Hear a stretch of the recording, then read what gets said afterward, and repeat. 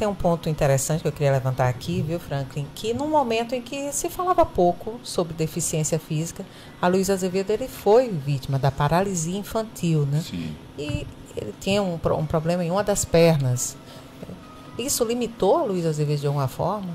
Pois, eu acho que isso é marcante, né? Porque aos 2 anos de idade, ele já foi acometido da doença, uma doença que a gente sabe que é grave. Hoje é muito raro se ter poliomielite, mas na época ele poderia até ter morrido, mas perdeu os movimentos da perna esquerda.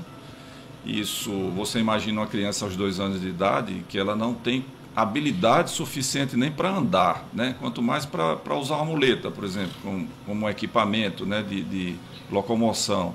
Então, eu creio que ele começou a cair na casa, começou a levar quedas e tudo, porque ele não tinha mais a força na perna. Os pais, né, meus avós, resolveram que ele iria estudar. E, Julisca, ele passou a vida toda agradecendo por uma doença. Porque graças à doença que ele teve acesso aos estudos que os irmãos não tiveram. Porque os irmãos tinham condições de trabalhar lá no sítio Santa Rita. Eles tinham força, e ele era totalmente impossibilitado para essas atividades. Então, aos 8 anos de idade, ele vai para o grupo escolar lá de São Paulo do Potengi. Ele vai cursar até a 4ª série. Certamente ali era a tábua de salvação da vida dele, deve ter tido um bom desempenho, porque os pais ficaram entusiasmados com aquilo e não conseguiram no primeiro momento, porque São Paulo Potengi acabava na 4ª série, né? Ele tinha que vir para Natal. E nós estamos falando de um adolescente de 11 anos. E aí ele repete o 4º ano, porque era assim, se você estava numa cidade dessa, você quisia continuar a estudar, ficava repetindo o último ano, fazendo várias vezes o último ano. Nossa então ele Senhora, fez mais uma vez o 4º ano, e no ano seguinte o pai consegue mandá-lo aqui para Natal, um adolescente sem família, aqui sem os pais, né? E sem nenhum familiar aqui em Natal? Ele veio para casa de pessoas da família, mas assim, sem o amparo Ninguém dos pais. próximo. Nós estamos falando de uma criança de 12 anos, né? Sim. E eu imagino o esforço dele, né, de estar aqui, de se locomover aqui. Ele conta no livro de memórias que ficou morando um certo tempo aqui no Barro Vermelho, aqui próximo da gente. E o Barro Vermelho, naquela época, era um descampado, né? Era um barro vermelho, literalmente, né? Só o barro. Tinha as cercas e tudo. E ele fala da dificuldade dele, do deslocamento, sempre as dificuldades dele. Eu passei a vida toda ouvindo isso. A dificuldade dele era subir escadas, né, e se deslocar na areia e tudo. Então ele tinha que andar aqui do bairro Latino até o colégio Padre Miguelinho, perto do cemitério. Andava, né, de De muletas. muleta. Então ele sempre contava com a ajuda de alguém. Por exemplo, lá em São Paulo Potengi, quando ele ia para a escola, ele saía do sítio Santa Rita para a cidade, são 2 quilômetros, ele ia no lombo de um jumentinho. Mas tinha os amigos que eram do sítio vizinho que iam puxando o jumento também, né? Então, ele sempre contou com a ajuda de pessoas. E talvez aí ele tenha aprendido essa arte de fazer amizades, porque a vida toda foi um conquistador, até eu denominei aqui do conquistador de afetos, né? Ele sempre conquistou afetos, amizades verdadeiras. Então, sempre tinha alguém do lado dele ajudando, né? Porque alguma coisa ele não podia fazer. De toda forma, acabou marcando, né, a vida dele. A doença marcou a vida dele, né, por abrir uma oportunidade. Ele vem para Natal aos 12 anos, aqui primeiro passa pelo Isabel Gondim, Padre Miguelinho, depois entra finalmente no Ateneu Norte-Rio-Grandense, a grande escola, né? E lá no Ateneu ele segue sempre em escola pública. Sempre em escola pública, sempre. No Ateneu ele conclui o ginasial, depois o científico, faz o vestibular para a primeira faculdade do Rio Grande do Norte, que é a Faculdade de Farmácia e Odontologia, que estava sendo criada, né, naquele ano. Isso aí nos anos 50. Ele se forma em 51.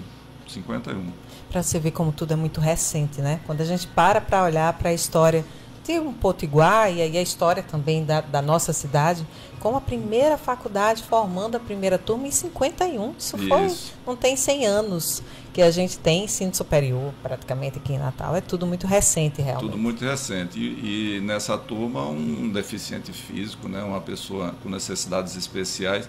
E aí eu fico imaginando o que era ter necessidades especiais numa época que não existia rampa, né? Não havia rampa, não tinha acessibilidade a nada. Esse nada. Assunto não era discutido, né?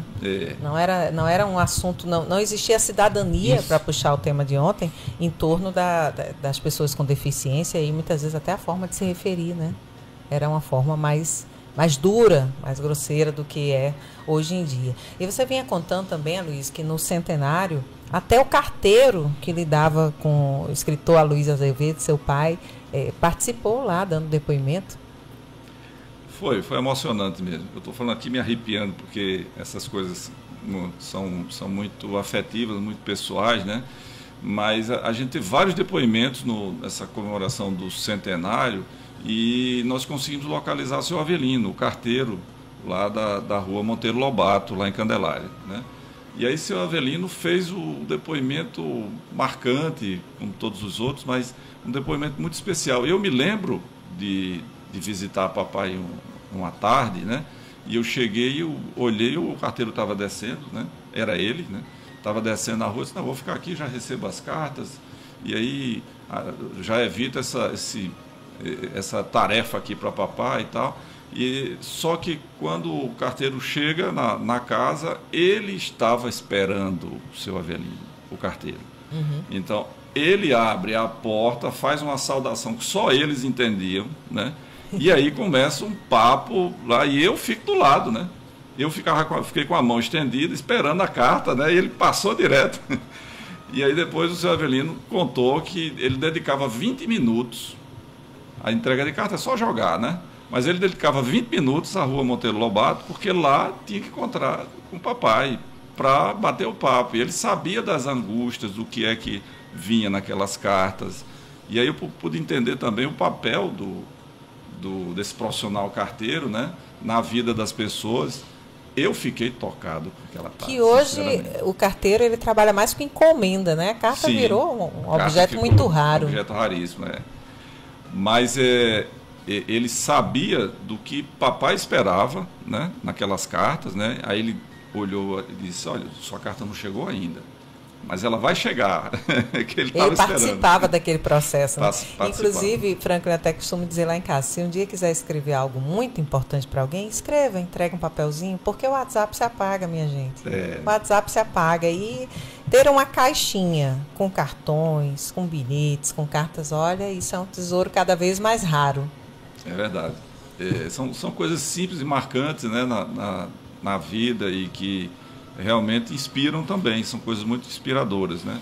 Acho que a vida de Aloysio Azevedo, né, é algo que a gente precisa relembrar e recontar. Eu estive em algumas escolas, fui no Padre Miguelinho, onde ele fez o 6º ano, né? O Padre Miguelinho fez uma homenagem belíssima com os meninos, jovens estudantes. Eu recontei a história lá também. Fui a São Paulo do Potengi, lá no IFRN de São Paulo do Potengi, contei a história também para os meninos, porque essa história se perde, né? E é uma riqueza da cultura do Rio Grande do Norte. E é uma riqueza de cultura e uma trajetória de vida, né?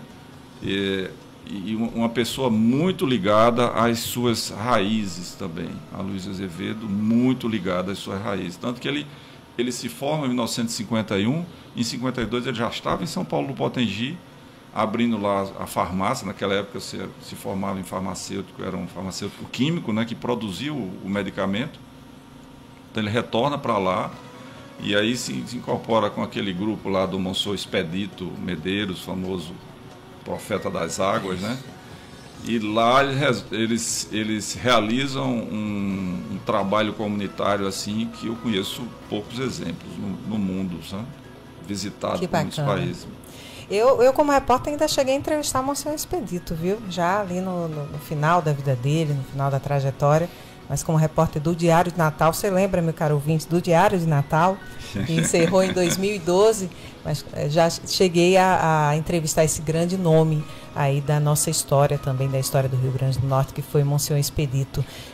Aloysio, a gente está chegando ao final do programa, já ao final do tempo, mas quem se interessa pela história do Rio Grande do Norte, pela nossa literatura, onde encontra a cronologia do Rio Grande do Norte, que é essa riqueza, né, aqui de datas, de pautas, como você mesmo trouxe, e onde é que fica a livraria Manibu, que você trouxe aqui para a gente, que tem muitas informações do Rio Grande do Norte lá, muitos escritores locais. Muito bom, Juliz, que lembrar disso. A livraria Manibu Arte e Cultura fica na Floriano Peixoto, ali em frente ao Hospital da Visão, e funciona no período da tarde, de meio-dia até as 19 horas, diariamente, inclusive aos sábados de 11. Nós temos o nosso Instagram, manibu.rn, onde nós divulgamos toda a agenda, né? Porque uma livraria não consegue sobreviver sem uma agenda de eventos, né? Ainda mais uma livraria de rua, para atrair, né? Então nós temos uma grande agenda, sempre trazendo os escritores da terra, né? E fazendo as nossas rodas de conversa e também integrando com outras artes, que nós temos lá uma galeria de artes, né, com alguns coletivos de pintura também. Bacana. Muito obrigada, Aloysio Azevedo. Você filho de Aloysio Azevedo Júnior, que é também um dos principais escritores do Rio Grande do Norte, foi acadêmico da Academia Norte Rio Grandense de Letras e é irmão do meu avô, Alcides Azevedo. Foi um prazer recebê-lo aqui no nosso programa Manhã CBN, com tantas memórias. Muito obrigada por sua presença. Eu que agradeço.